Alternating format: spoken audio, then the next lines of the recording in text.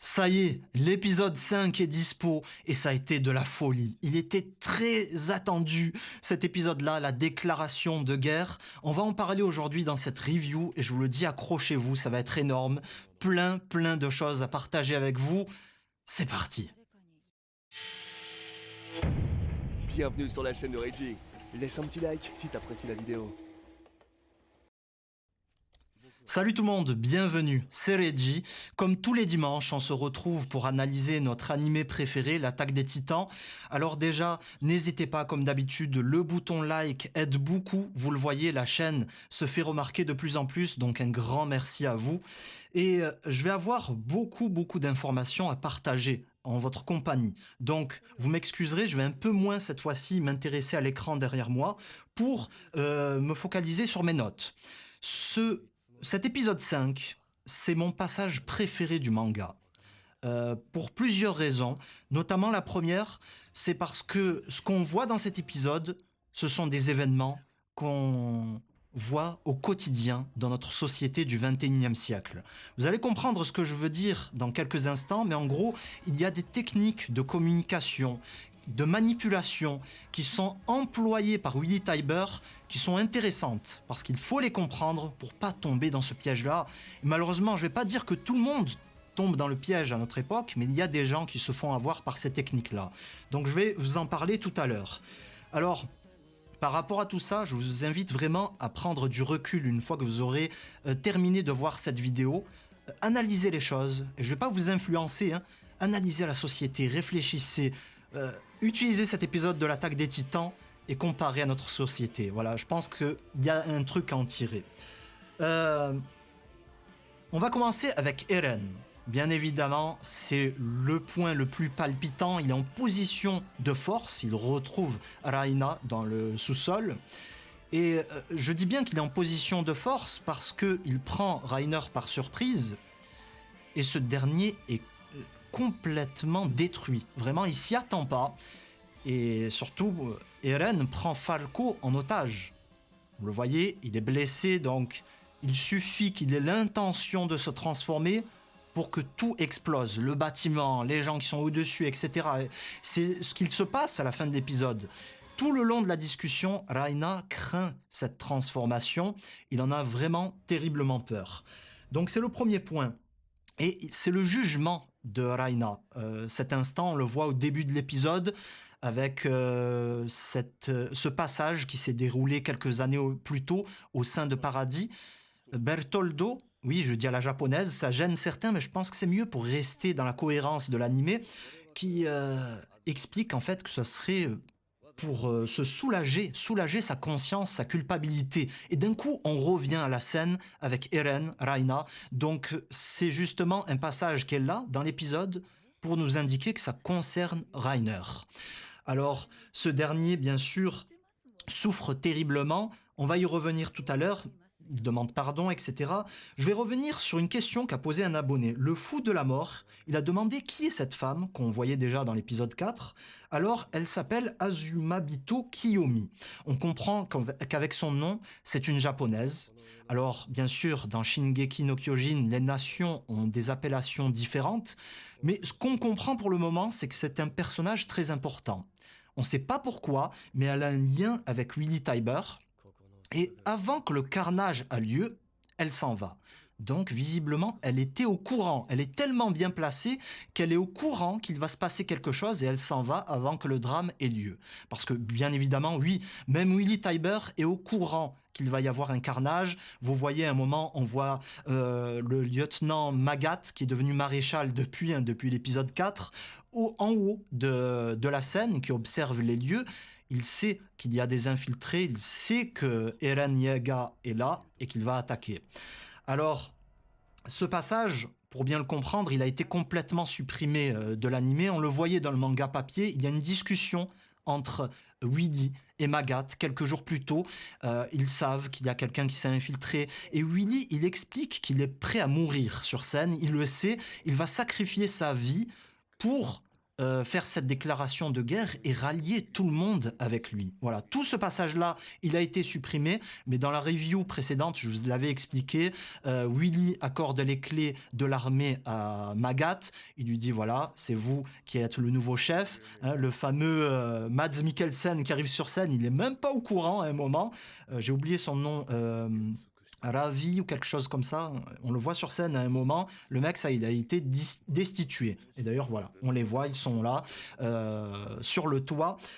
Voilà ce que j'avais à dire là-dessus. Maintenant, je vais revenir sur la justesse des dialogues dans cet épisode entre Eren et Raina. Bien sûr, c'est très bien écrit. Il y a des lignes qui ont été supprimées par rapport au manga papier, mais je retiens notamment ce passage. Que viens-tu faire? La même chose que toi. Alors qu'est-ce que ça sous-entend, la même chose que toi? Ça signifie tout simplement, je suis prêt à tout pour neutraliser le danger, quitte à commettre un massacre. Et en gros, c'est ce qu'a fait Araina quelques années auparavant sur Paradis. Être un héros, sauver le monde, même si ça signifie se compromettre et massacrer des innocents. Et c'est là le choc pour ce dernier, parce qu'il se rend compte que sa famille, qui est sur les lieux, ses proches, son peuple, risque d'être détruit, massacré par Eren. Donc on le voit, il est terriblement choqué, il n'ose même pas lever les yeux, regarder Eren parce que il culpabilise. Il souffre terriblement, on l'a déjà vu dans le précédent épisode, il a tenté de se suicider. Il souffre et justement c'est le moment de le juger. C'est un petit peu le retour des choses après les événements tragiques de la saison 3 et j'en passe. Voilà ce que j'avais à dire sur ces deux-là pour le moment. On retourne, tiens, ça tombe bien, à Willy. Les astuces, on y arrive. Je vais vous les décrire, qui sont très utilisées par certains. Je ne vais pas les nommer, mais je vous laisse analyser notre société. Déjà, c'est une mise en scène très lyrique. Donc, il y a le son avec les tambours. Nous avons le sang sur les acteurs. Nous avons aussi les images diffusées avec des représentations, voilà, on les voit. Tout cela est utilisé pour toucher le public et créer de la peur, pour le captiver. Et l'une des façons de captiver un public, c'est justement de jouer sur les émotions, avec les images, les sons, etc. Il y parvient à merveille, c'est une scène qui a été travaillée pour cet objectif-là, pour convaincre. Alors, une fois que la peur s'installe, et on le voit dans le public, hein, on voit souvent leurs réactions, ils sont complètement captivés, bouche bée. Certains, à un moment, poussent des cris d'effroi. Et ce qu'il se passe avec l'être humain lorsqu'il a peur, il y a une chose qui est systématique, c'est que comme un animal, il va commencer à se crisper et montrer une réaction de défense, de la haine. Donc la haine, on la voit pas tout de suite, mais elle commence à se créer dans les cœurs. La haine commune contre Paradis. Donc justement, il joue là-dessus pour rallier l'opinion publique dans un point commun, la haine. Ça, c'est le deuxième point. C'est créer de la haine chez les gens pour les rallier, pour rallier l'opinion publique. Du coup, Mar, qui est censé être l'ennemi, censé subir toute la haine mondiale, puisqu'ils font la guerre partout, ils s'agrandissent, et bien d'un coup, ils sont invisibles. Et ce sont d'autres qui vont être les cibles de ce sentiment. Troisièmement, Tybur est le seul à détenir la parole. Et vous le voyez, il est sur scène, il envoie son discours, etc. La presse du monde entier est là, les dirigeants du monde aussi. Du coup, les médias sont sous son emprise parce qu'ils sont ici, chez lui, le lieu qu'il a choisi, la scène qu'il a décidé de développer. Et ils ont uniquement sa version. Ils n'ont pas le moyen de mener une investigation. Et justement, les insulaires n'ont pas le droit à répondre. Ceux qui sont les cibles de ces critiques, les insulaires, les gens, les Eldiens de l'île, ne peuvent pas répondre. Ils n'ont pas le droit à la parole. Donc l'unique vérité devient celle de Willy. Il n'y en a pas d'autre. Ils n'auront pas l'opportunité d'affirmer, d'infirmer les propos. Ils sont condamnés sur place publique.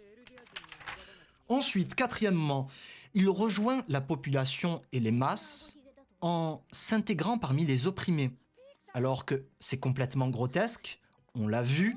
Willy tire les ficelles en coulisses, donc il complote contre sa propre nation, contre notamment les Eldiens, qu'il déteste du plus profond de son cœur. Ça, on ne le voit pas dans l'animé, mais dans le manga papier, il le dit, il est répugné par son propre sang, par les Eldiens. Il déteste cette ethnie et il aurait même préféré ne jamais venir au monde. C'est très dur, ces propos-là. Donc, il s'intègre, pourtant, il a du sang eldien. Sa famille, les Tybur, ont le titan marteau, mais il s'intègre parmi les opprimés. Et ça fonctionne très bien parce que euh, les gens, encore une fois, l'oublient. Il échappe à toutes les suspicions. Alors on va revenir sur ce passage-là, que je vais aborder rapidement. On a un personnage qui semble être un homme, qui vient piéger les deux porteurs de titans, le mâchoire et le charrette, dans un sorte de piège qui a été conçu par Mar à ce sujet. Sait-on jamais si les guerriers leur désobéissent. Et a priori, ce protagoniste est avec participe à l'attaque de Paradis parce que voilà, ils le savent. euh, les Mars savent qu'il y a des infiltrés, donc on les a vus au fur et à mesure des épisodes. Ils sont là, ils sont prêts à attaquer en compagnie d'Eren. Euh, je continue ce que je disais. Voilà, il échappe aux suspicions avec le fait de s'intégrer parmi les opprimés, et sa folie va tellement loin qu'il est prêt à accepter sa mort. Tout cela pour des intérêts nationalistes, donc pour Mar, pour son empire qu'il souhaite développer, pour sa famille, et même lui, il avoue un peu plus tard, honteusement, et ça c'est le cinquième point, c'est-à-dire qu'il avoue des torts. Il avoue une certaine part de vérité auquel il va rajouter tout un tas de mensonges. Cette vérité, c'est quoi? C'est que tout cela, toute cette histoire, en fait, a été un mensonge. Les Tybur, c'est une imposture. Eros, c'est une imposture aussi, le fameux héros Mar. En fait, c'est le roi Fritz qui a contribué à la paix. Mais ce qu'il rajoute, c'est que l'ennemi, c'est Paradis et c'est Eren. Voilà, il rajoute ce mensonge-là en intégrant Paradis, notamment ce point-là. Et ça fonctionne très bien, encore une fois. Les gens ont du doute dans le public. Ah, comment ça se fait? Alors la vérité, c'est pas celle-là, etc. Ce sont pas une menace finalement? Si, c'est une menace parce qu'il y a Eren Yeager qui a pris le titan originel. Voilà toutes les techniques qu'il utilise, les 5 points que j'ai pu remarquer. N'hésitez pas, peut-être qu'il en utilise d'autres. Mais en tout cas, ça fonctionne. Paradis est le coupable, l'ennemi public numéro 1. Il va falloir le détruire. On en est à 12 minutes, ok. Donc j'aime beaucoup la mise en scène de ce passage du manga. Dans l'animé, c'est vrai que j'aurais préféré qu'ils gardent certains passages. Mais bon, ils ont dû aller un peu plus vite. Le truc, c'est que dans l'animé, ils n'ont pas fait la dualité des scènes, c'est-à-dire découpage des transitions très rapides entre la scène et la scène d'Eren. Ils l'ont pas fait dans l'animé, c'est-à-dire que ça reste très longtemps sur Willy. Ça peut être ennuyeux pour certains. C'est un petit peu le souci, le reproche que je mettrais au niveau du rythme. En tout cas, j'ai beaucoup aimé ce passage parce que c'est une dualité des versions. Sur scène, on a le mensonge en pleine lumière aux yeux de tous et la vérité qui est là, enfouie sous terre, dans cette cave, avec trois personnages qui sont au courant et puis c'est tout. Et c'est dramatique quand même. Ça représente vraiment ce qu'il se passe souvent dans notre société, c'est-à-dire que il y a la vérité en fait, c'est ceux qui détiennent l'information et puis ce que disent les autres, même si ils connaissent vraiment la réalité des choses, on s'en fiche parce que ils sont pas nombreux, ils ont pas de moyens, etc. Euh, alors ça, je vais avancer un petit peu dans l'épisode tout de même. Alors, pour ceux qui sont sur Wakanim, je vous invite à utiliser l'application. Parce que vraiment, le site bug beaucoup aujourd'hui, ça a beaucoup bugué. Et avec l'appli, ça va bien mieux. Donc, c'est une petite astuce. Alors, ce passage aussi, il est pas mal parce que Eren avoue que oui, en fait, il y a du bien dans le camp ennemi. Il a fait cette constatation. Et encore une fois, comme je vous l'ai dit dans la précédente review, lui et Raina sont pareils. Et même lui le constate, il le dit, on est pareil, toi et moi. Voilà, on a fait des choses terribles, etc. Et justement, il conclut là-dessus, Eren, avant de se transformer. Vraiment, on est pareil. Lorsqu'il se serre la main, parce que lui aussi, il va commettre quelque chose d'atroce. la fin justifie les moyens. C'est ça qui rend ces personnages-là monstrueux à un moment qu'ils en souffrent, comme celui-ci, qui vraiment porte des troubles psychologiques. C'est-à-dire qu'il justifie la fin, il justifie les choses par des agissements terribles. On va massacrer des gens, on va massacrer des innocents, tout cela pour regagner notre liberté. Voilà, pour regagner la liberté, que ce soit auprès de Mar ou sur Paradis. C'est le même cas de figure. Donc ils s'entendent là-dessus, et à un moment, on a l'impression qu'Eren va pardonner à Raina. Il lui serre la main, etc. On dirait même qu'il a réussi à être raisonné, mais non. En fait, il a toujours au fond de lui cette volonté d'aller de l'avant, d'attaquer ses ennemis, et ça remonte carrément à la saison 1. On le voit dans la saison 1 lorsqu'il est sur le bateau, qu'il voit sa cité Shiganshina se faire attaquer et qu'il en pleure et qu'il jure qu'il va détruire ses ennemis. Eh bien, les ennemis, ce ne sont plus des titans maintenant. C'est ça le constat qu'il fait lorsqu'il arrive devant la mer. C'est-à-dire qu'en fait, il y a d'autres murs un peu plus loin, des murs invisibles, mais il y a toujours des ennemis. Ils sont différents, ce sont des humains, mais ils sont là et il va falloir s'attaquer à eux. Donc c'est pour cela qu'il ne se satisfait pas de ces paroles-là. Et on voit ce moment qui est excellent. Alors les pleurs, les larmes de crocodile de Willy Tybur et la foule qui applaudit complètement aveuglée. J'en ai des frissons, je vous jure, c'est un truc de fou ce passage. C'est tellement bien écrit, tellement bien trouvé. Moi j'aime ce genre d'animé. Ça me prend aux tripes parce que ça me parle, ça parle à mon quotidien. Et ça, oh là là, regardez-moi ce passage au ralenti, on voit toute la folie d'Eren. Et des gens qui ont fait des fine med là-dessus pendant des années sur YouTube, etc. On voit la vraie version, c'est excellent. Avec l'OST, Eren qui débarque, qui détruit l'immeuble et qui tue Willy. Donc ce n'est pas le porteur. Il le tue, on le voit, il est découpé en morceaux. Et ça s'arrête là-dessus. Vraiment un passage excellent. Et la suite s'annonce énorme. Et justement, on va terminer avec l'info clé de cet épisode. Eren avoue que Willy a peut-être raison à son sujet. Et là, je vais vous laisser avec des questionnements. Est-ce que c'est vraiment le cas? Parce qu'on ne reconnaît pas notre personnage principal. Est-ce que vraiment il pense ça? Il est prêt à commettre le grand terrassement? On ne le reconnaît plus. Et on a des doutes sur ses propos. Pourquoi il a dit ça? Qu'est-ce qui se passe dans son esprit? On ne sait pas. En tout cas, merci de m'avoir suivi. N'hésitez pas à liker la vidéo, à vous abonner pour ne pas rater les prochains épisodes. La prochaine fois, ça sera un peu moins philosophique, mais vraiment, je tenais à vous partager tout ça. C'est important de souligner ces détails. Et on va avoir de l'action, donc la prochaine fois, ça sera très rythmé. Merci tout le monde. Je vous prépare une vidéo d'ailleurs sur l'attaque des Titans. Pour ceux qui lisent les scans, la fin de l'attaque des Titans, les 3 derniers chapitres, je vais vous donner ma théorie, comment ça va se dérouler les 3 derniers chapitres. Je suis en train de préparer ça, ça arrivera prochainement. Merci tout le monde, à très vite. Et j'avais oublié de remercier les membres sur Tipeee, merci beaucoup. Votre soutien aide beaucoup la chaîne, donc je tenais à remercier notamment Bats pour ton soutien depuis tout ce temps. Salut tout le monde! Merci d'avoir regardé cette vidéo.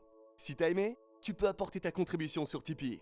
Et sache que certains avantages exclusifs sont disponibles pour les donateurs. Enfin, tu es bienvenu pour participer à la discussion en commentaire et sur les réseaux sociaux. Le programme de la chaîne continue? Alors, à toi de cliquer.